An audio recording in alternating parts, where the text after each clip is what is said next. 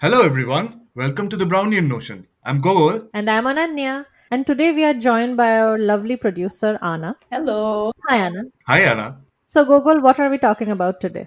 So, today we actually wanted to talk a little bit about a more serious topic, a more somber topic. We want to talk about grief and loss. Given the current world that we live in with the pandemic and everything, I think all of us, we have lost some things in our life, or at least we know somebody who have lost. It might be a job, it might be a loved one, it might be the basic stability or even the mental health that we require to go on in our lives. It might be even the hope that keeps us going. And I feel that we all go through losses, small, big, in our life, Yeah. but nobody teaches us how to deal with the grieving part of it, because all of us grieve in different ways. I'm not saying very different ways, but I think people cope with things in different ways, and Mhm. nobody teaches us that. And I just wanted to talk about the more vulnerable part of us.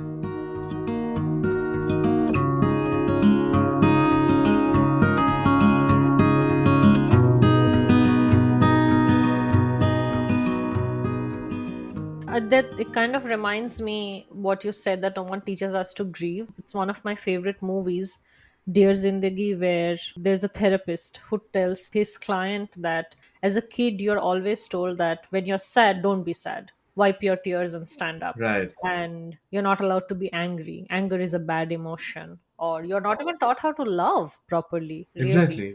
So these are basic Exactly. emotions that we face throughout our lives, and we just come up with our own coping mechanisms, Right. sadly. Right. Yeah, and so hopefully this episode does for others who have either lost something or someone and they resonate a little bit. Exactly. And so that they understand that it's okay to grieve, it's okay to take your time, it's okay to feel like shit day after day and still have the courage to come back and say, that things will get better. Yeah. This is the hope that we are Hmm. doing this episode with. Anna, do you want to share something with us?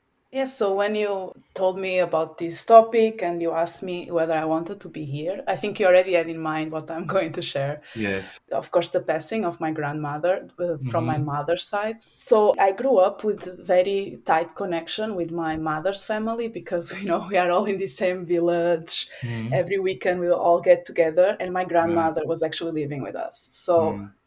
I spent a lot of time with my grandmother growing up. And the thing about her passing is that it was very symbolic for me because it marked the end of my childhood in a way, because it was just after I moved out of my parents' house. I moved to Lisbon, and after around, I don't know, half year more or less of that, she passed away. She had some medical complications because of her age, and I think I don't know if you have some similar story. For me, it was like her passing away was like, oh, this time of my life is over. So I was 22, I think, and I realized this is my last connection to this generation and to Mm. this time. Like the summers we will be together in my parents' house, in our house as well, in silence, just in the garden or with my cats, just this Yeah. very this was over. And it was very difficult to process. I think I really shut down to people a lot Yeah. because I felt like I didn't know where to come back. I didn't feel safe to come back even to home somehow. I couldn't enter, for example, a room for more than a year because, in a way, I Yeah. wanted to believe that she was still there. Mm. So I don't know if you have some similar story that. I do actually. So it's very similar, and that's why I was listening so silently. My grandfather passed when I was on my mom's side when I was 25 or 26 or something, and I was in grad school. We get busy. I would hardly get the chance to call him. Honestly, I mean, I could have tried harder. I didn't. Mm. And at first, it hit me that day.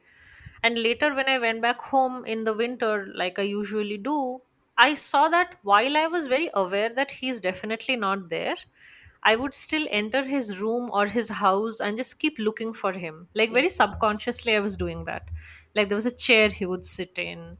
He would come and nag me to eat more.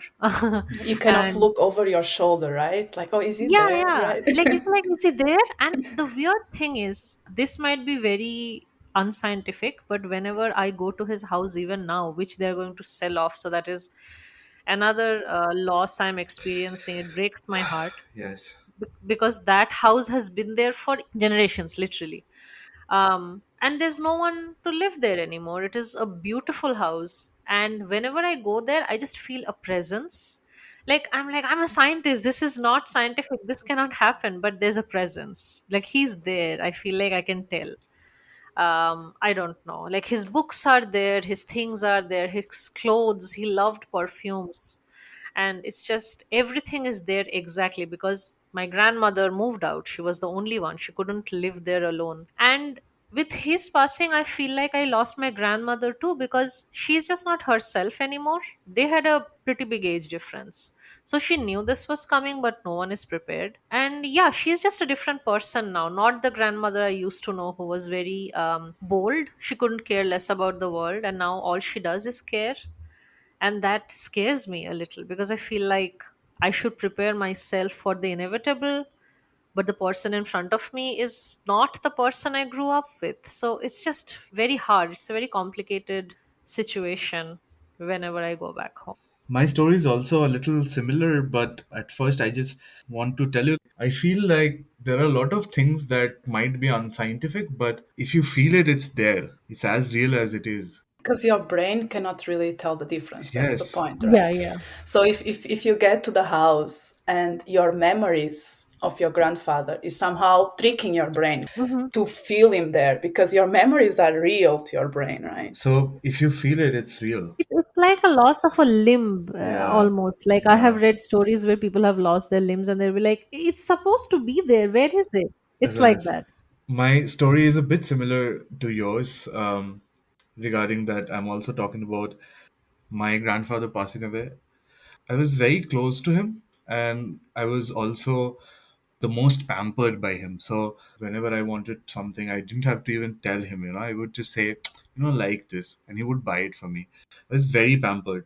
So this happened when I started studying first year in college. He got very sick. So my mom moved there in his house because I didn't really want to leave my mom there alone, because a little bit of backstory here, the situation in that house wasn't very welcoming. It was quite hostile because we had a lot of family problems with my uncle and his family. So I moved there with her. She was taking care of my grandfather because the other children wouldn't. So she was taking care of my grandfather. And before my first exams, so it was just beginning. So I decided that I cannot really study in that house because it was really chaotic. It was like really not a very nice place to stay. It was very hostile at that point. So I decided that I'll just go to my apartment to study, and yeah, just give my exams from there because I would have more space to concentrate. So the day I'm leaving for my apartment, like I'm just like sitting down to have lunch, and then I see my mom shouting on my grandfather, and she was shouting on him because he had kidney failure, and this is a very common thing that happens with diabetics.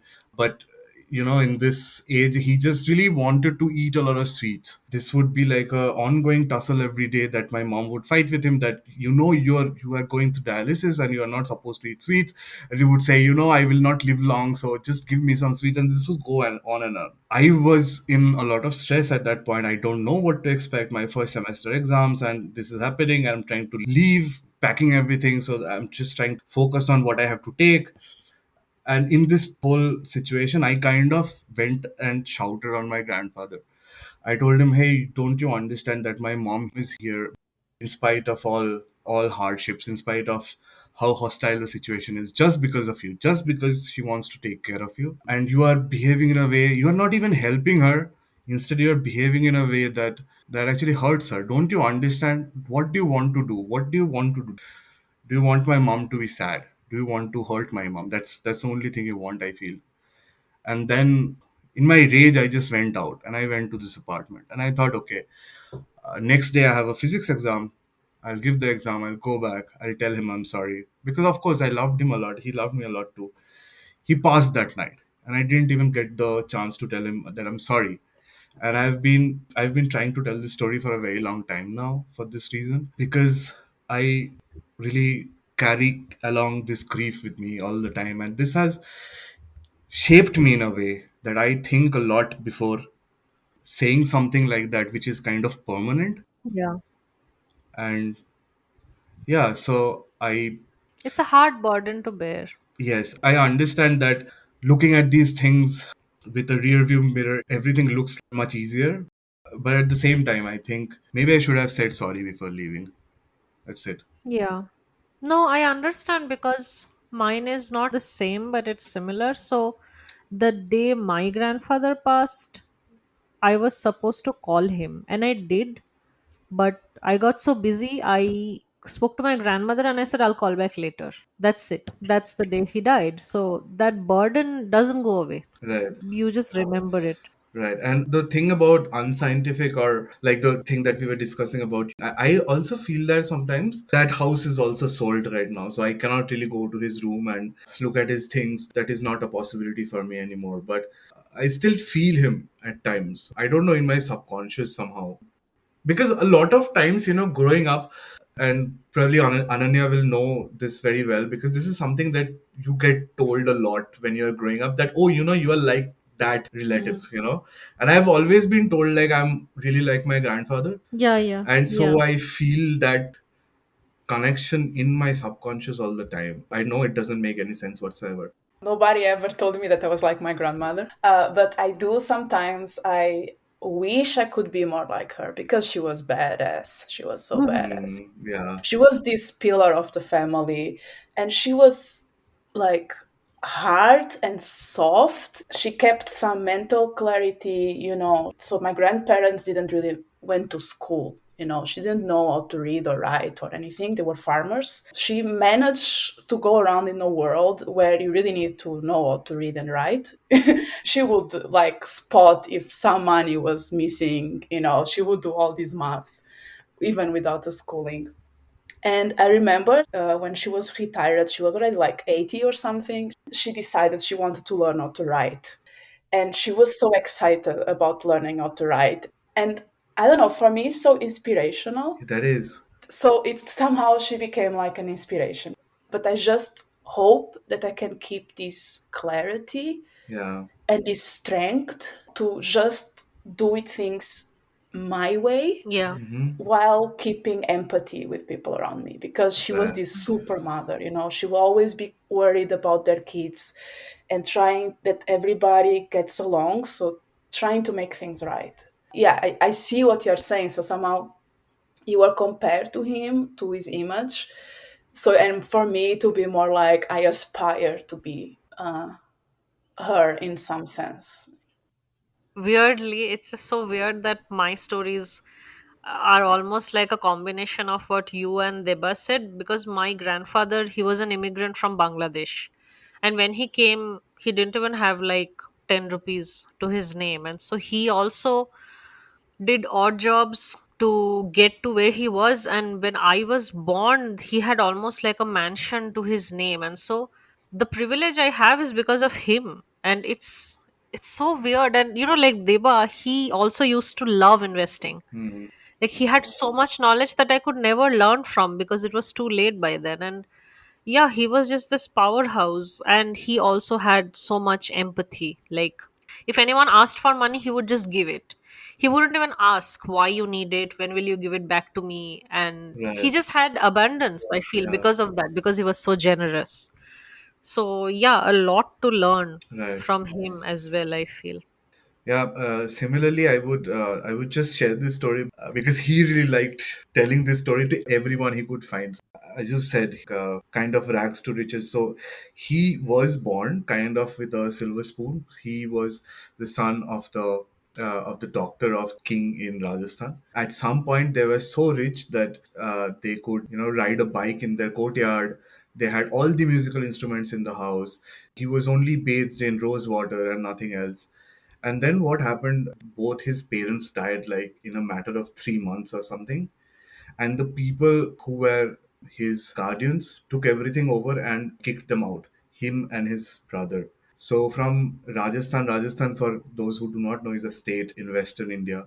They actually hitchhiked all the way to Bengal, and basically from bathing in rose water every day, they didn't have one blanket for each of them. So they would like get these like blankets that you can cut through, and they would cut it into half and they would share it and sleep on the road. And from there he became a lecturer for WHO. So I think, as you mentioned, I am what I am because of the hardships he managed to face and do so much great things in life, I guess. And I'm Yeah. so proud of that.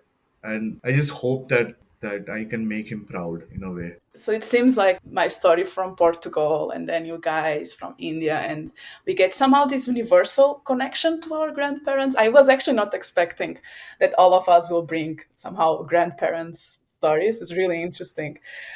So, what was this process of the grief? How did you um, dealt with it? What kind of stages? I don't know. Do you want to maybe share something about this? This is one of those things that has shaped me as a person, I feel. As I said, I'm much more mindful the things that I do right now because of this incident. And every time this whole incident comes up, when I'm talking to a therapist or even talking to somebody about my life story, they immediately tell me that this is one of those defining moments of my life. So what I went through was, for the first, I think, 1 year, I was kind of angry. I was just angry that he didn't give me the opportunity to tell that I'm sorry. My mom keeps telling me that he knows. I also think he knows. But I was very angry that, couldn't even give me that much of time, that I just wanted to come back and say sorry. But of course he didn't know that, and of course it wasn't his choice, right? I understand all those things, but yeah. So first few, I think 1 or 1.5 years, I was very angry. Then I was a bit, I don't know, maybe trying to console my own self, saying that you did your best. You were trying to stand up for your mom. You were trying to do the right thing. That's what I did for the, I don't know, next couple of years, I guess. And then slowly I've started to internalize it a bit, think about life and the fickleness of it, started to understand and feel really that everything that we do has some implications, and some of those implications are permanent. So, yeah, just trying to be more mindful of the people around me and the way I behave with them and the things that I say and do. It's not always easy. I mean, I'm not saying that this is easy, but this is how I have, I think, dealt with. I'm still dealing with it. I think I'll always deal with it. It Yeah. doesn't go away, but I think this was how it was for me. What about you, Ananya? It's so bizarre because it's similar, and I guess people grieve in similar ways.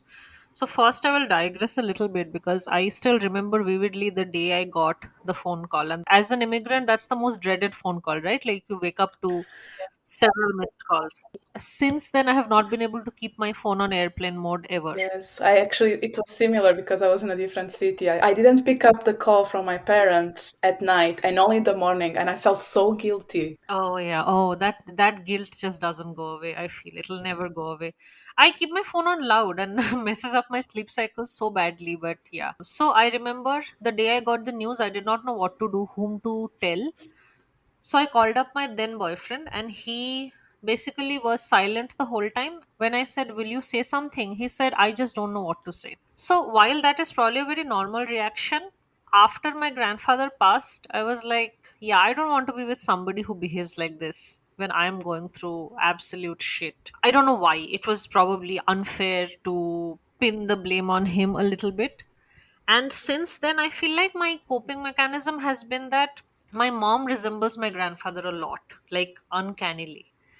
So I try to be kinder to her in a way. It's almost like my way of being nicer to her, being there for her, because I was not there for my grandfather. And even their natures, they look similar, their natures are also so similar that sometimes she does things which just remind me of him. It's like he's in the room.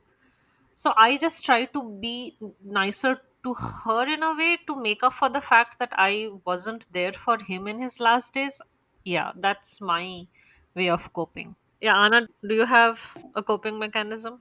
Yeah, so I think what maybe is a bit different from your stories here is that so my grandmother was quite old by the time she died. So in all this, her dying and then the funeral and everything, all of us had this kind of mixed feelings about it because she wanted to go. She had this medical problem. She was completely dependent on us.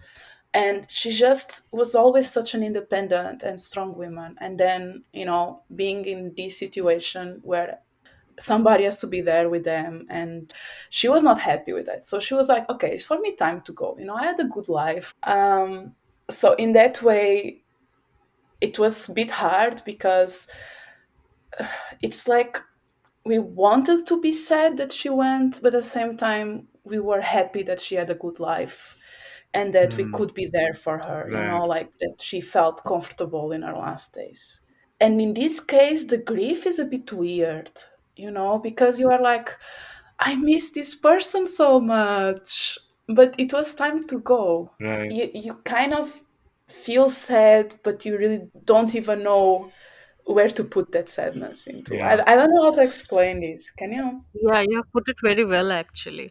So for me, as I said, it marked like this end of my childhood. Yeah. Um, so I would go back to Lisbon, and I think I kind of created two lives. Maybe not very healthy coping mechanism. It took me a couple of years to merge the lives again. So I will go to Lisbon and I'll be like, okay, I'm a new person. This is the blank state. Hmm. I Hmm. can rebuild myself. I can even reconstruct my belief system. And then every time I would come back to my parents' house, it was as if I was just coming back to the last day I was there. So if in 6 months, I was 6 times in my parents' house, only 6 days have passed since the funeral. You're not letting your brain move on, kind of. Exactly, exactly. So I always had a bit of anxiety every time I would like step into the house. So this was my coping mechanism. I'm not sure if it's very healthy. And I was not talking about it. And Deba knows how it's difficult for me to talk about things. I think it took me maybe 4 years or 3 years to start talking about her. And then when I start, I was not stopping. Yeah, and again, it's interesting because when I start talking about her, that's when I decided I want to study again. I want to be myself again. And when I allowed to be myself again, then she came back to my life. So talk to people. I'm learning this with Deba. Yes. You're doing very good, Bana. It was very difficult for me to talk about it as well, especially about my guilt. I was talking about, yeah, my grandfather died, about the thing like it is a fact, because it is a fact. But I wasn't talking about my guilt and how much that was killing me at that point. It affected my relationship. I was really irritable all the time at home. And later I've started realizing that, that I kept blaming myself. And even if you're not blaming yourself, it's very important that you talk. It doesn't have to be like to your partner, to your parents. It can be anybody, some Yeah. random person. I think we mentioned this in one of our episodes. You shouldn't expect everything from one person. That's very unfair. But do talk to people, anybody. It doesn't matter. It doesn't really matter if he listens to you and if you feel comfortable with it, do it. That's a very good place to end this conversation. Given the subject matter, maybe we shouldn't have a recommendation section for this. But I do have a recommendation. See, I always have, no, not always. I have a recommendation because, so when I start talk a lot about my grandmother, right, this awakening, it was more or less the time I met my partner, and he's not really into reading, but then he said like, okay, you gotta read this book. It's a book by Terry Pratchett. I know it's surprising. We're talking about grief, Yeah, and I talk about Terry Terry Pratchett. Pratchett. Yeah. It's called The We Free Men. Okay. And the thing about this book is that the heroine is a girl. She's like, I guess, 14 or something, Tiffany. And she grew up with a grandmother.